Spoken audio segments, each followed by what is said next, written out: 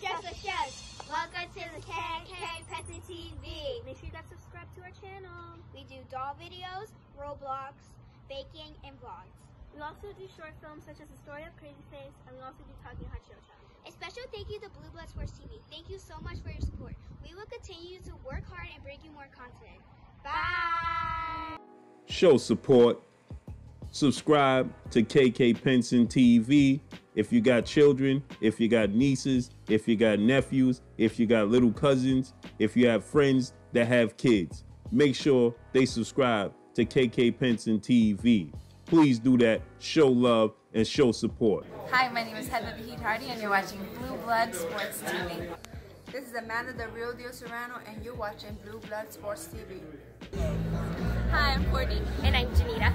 And you're watching Blue Blood Sports TV. What's good, YouTube? It's your boy, Blue Blood Sports TV, back at y'all with another one. So, ESPN, worldwide leader in sports, the network that undefeated, 3-division world champion, former junior welterweight, undisputed world champion, currently WBO welterweight world champion, and widely considered the best pound-for-pound boxer in the world, Terence Boyd Crawford, fights on and fights for ESPN Network under legendary promoter and CEO of Top Rank Promotions, Bob Arum. It's a long-lasting relationship between ESPN and Top Rank.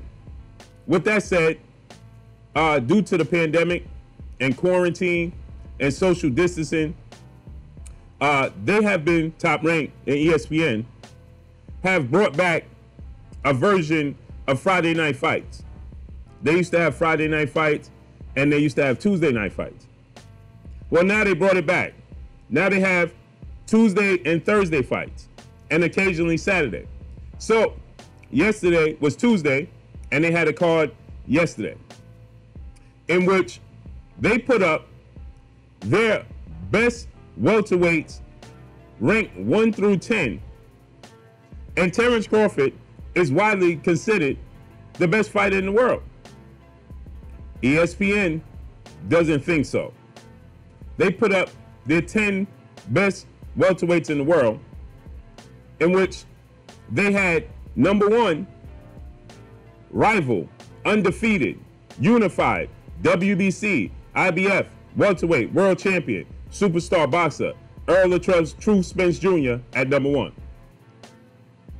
Coming in at number 2, they had 8-division world champion, legendary, iconic Filipino superstar boxer, currently the WBA welterweight world champion, Manny Pacquiao.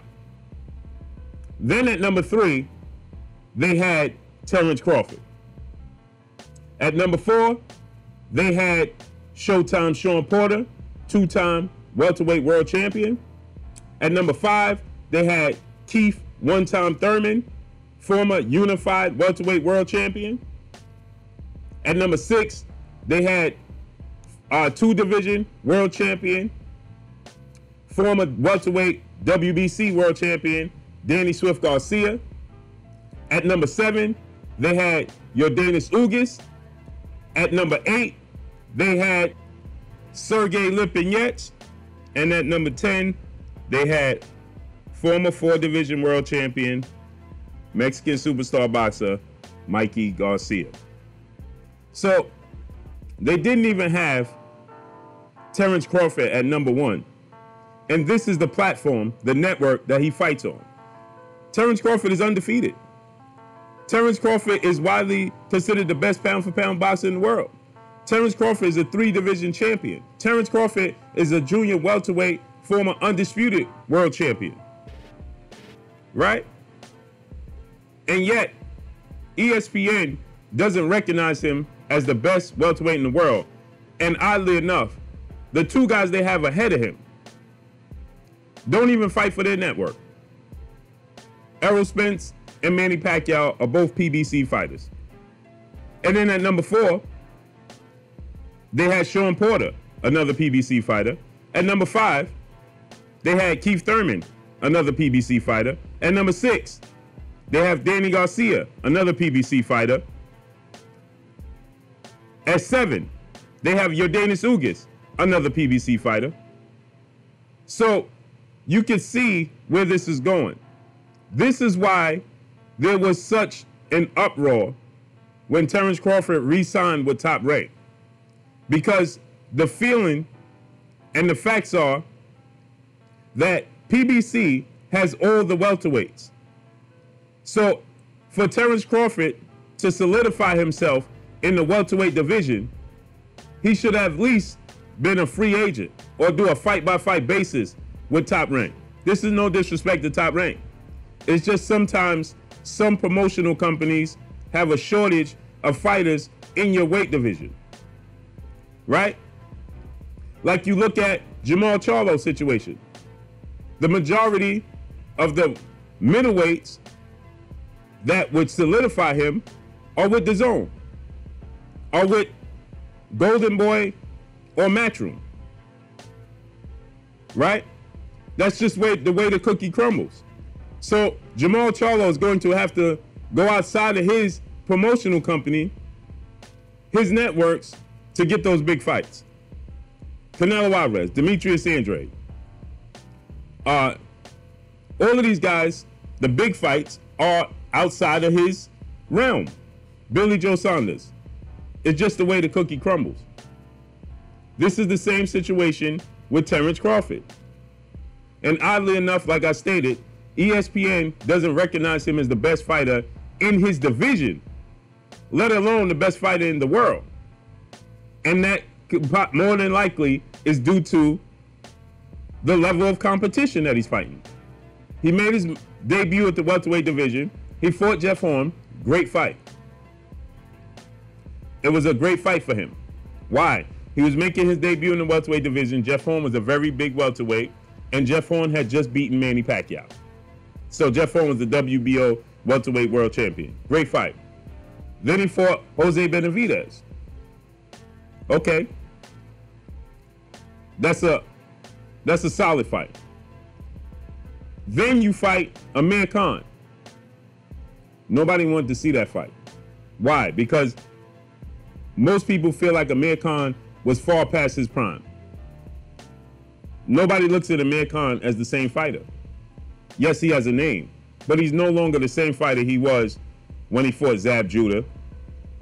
Not even the same guy when he fought Lamont Peterson and Danny Garcia. He's been knocked out so many times leading into the Terence Crawford fight. He's seen as past it, washed up.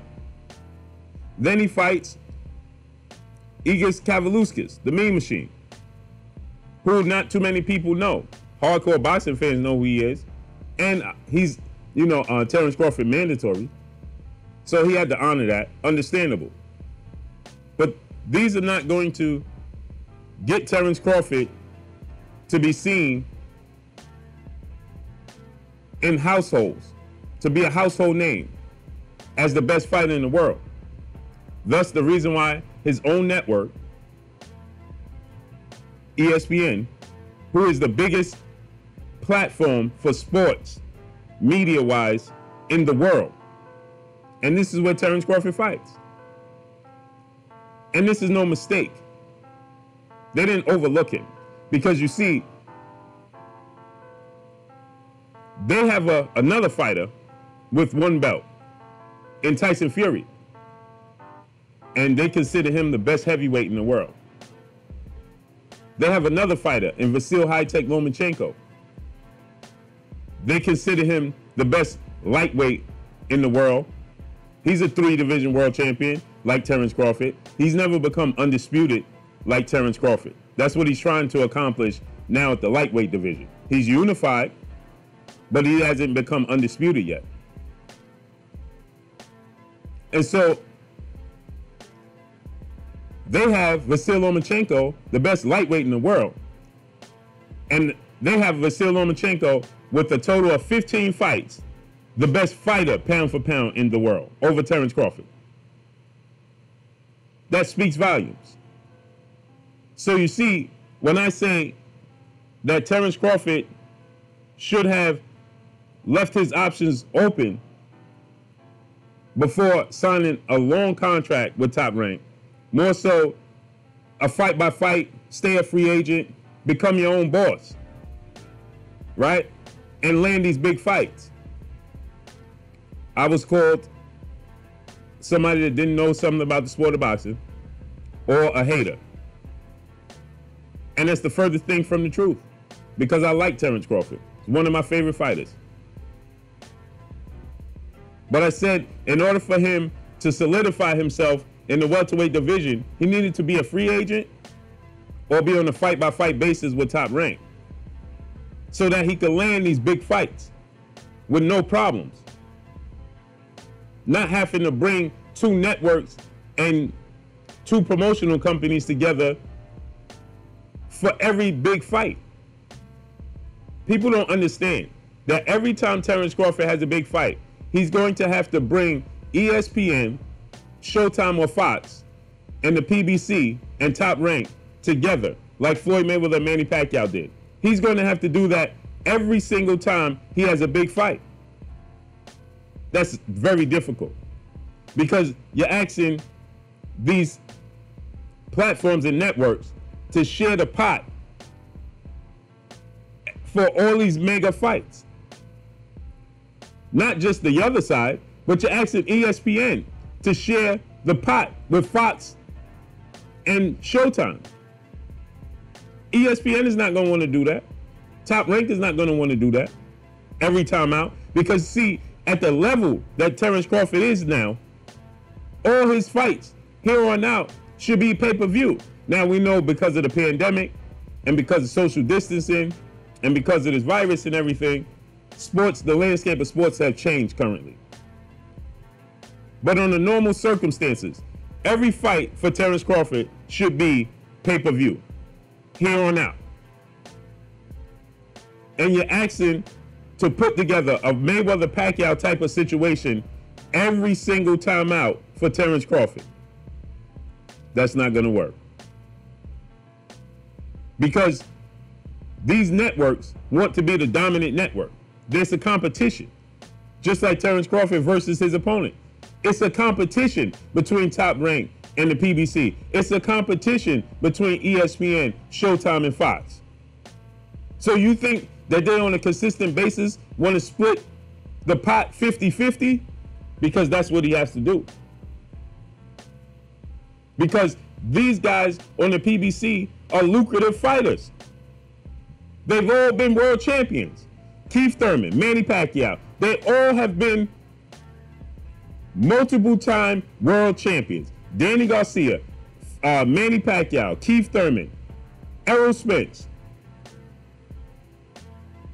At the top of the list, Danny Garcia, Mikey Garcia, they've all been world champion multiple times. They're not going to take step backs.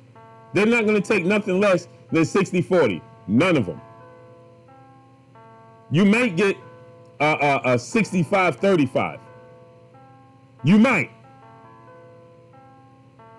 But more than likely, they're all going to ask for 60-40 at the very least, if not 50-50, because of where their careers are. But if Terence Crawford was a free agent or a fight-by-fight basis, it would be much easier to negotiate. So due to the lack of high-quality opponents, his own network, his own platform doesn't see him as the best in the world. So let's see how this all plays out. And Terence Crawford even stated that he's not taking no lack of money. He's not taking pay cuts because he's earned with his spot. So this is not a good look for Terence Crawford. Hey, this is Jasmine. Thank you for watching Blue Blood Sports TV. Hola, soy Jasmine. Gracias por ver Sangre Azul Deportes TV. Gracias.